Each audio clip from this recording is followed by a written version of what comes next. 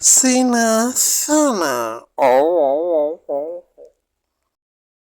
අම්මව මොන නැකතකින් ඉපදිච්ච එකේද මන්ද හේඩින් කරමු පිරන් හතරක් පහක්ම කාලා ඉවරයිනේ. මු කණ්ඩ ගියාම කිසිම සීමාවක් නැතුව කනවා. අනෙක් උන්ගේ ඒවත් එක්කම ඇදලා දාලා මු දැන් තියෙන්නේ. අම්මව මේ වගේ එකෙක් නම් අපේ රැහේ කියලාවත් කියන්න වටින්නේ. මම නම් ඒකනේ මේ පැත්තකට වෙලා ඉන්නේ. මං නම් ඕක ඉන්න පැත්ත පලාතක යන්නේ. උඹලා යන්නත් එපා ඈ. මෙන්න මේ පොකුණ පැත්තට වෙලා ඉදහල්ලා.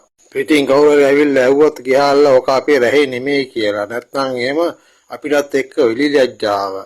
මං ඒකනේ ඔක ඇඳි ඉස්සලා මෙන්න වගේ බෑග් එකකින් හතරක් පහක්ම අරගෙන ඩක් ඩක් ගාලා මාළු වෙන්න හදන්නේ. නැත්නම් එහෙම මේ ඔක්කොටම ඕක වග කියන්න ගන්න ඈ. දඩබඩ ගාලා කාගත්තේ නැත්තම් නැත්නම් උඹලත් ඔය බඩගින්නේ තමයි මැරෙන්න වෙන්නේ. ඉක්මනට බිම වැටිච්ච දේවල් වුණත් කමන්නේ. පිය දාලා කාපල්ලා ටක් ගාලා ළමයිට ටිකක් දීලා. අම්මපා කණ්ඩ ගියාම ළමයි අම්මලාද කියලාවත් හිතන්නේ නැතුව කාගෙන යනවා නේද? මට මේක බලාගෙන ඉඳලා බැරි තරම මේ පැත්තකට වෙලා මේ අපල් ගෙඩියක් කාලවත් ඉන්න හැදුවේ. මුන් වගේ බඩජාරියෝ තමයි මේ වගේ රටේ ප්‍රශ්නයක් තියෙන වෙලාවේ සුපර් මාකට් වල තියෙන හාල් ටික ඇදලා හාල් හිඟයි කියලා ප්‍රශ්න ඇති කරන්නේ. ඇත්තට මෙන්න යාගේ උන්ගේ කටවැහෙන්නත් එක්ක සෙඩ් වලට විතරක් නෙමෙයි QR එක හදන්න ඕන මුන්ගේ කටවල් වලට. නැත්තම් මේ කාලේ හැටියට මේ හාල් මොනවත් ඉතුරු කරන එකක් නැහැ මේ බඩජාරියෝ. මට මේවා බලාගෙන ඉන්න බැරි තමයි මේ දත්මි ටිකක් පැත්තකට වෙලා ඉන්නේ අම්මපා.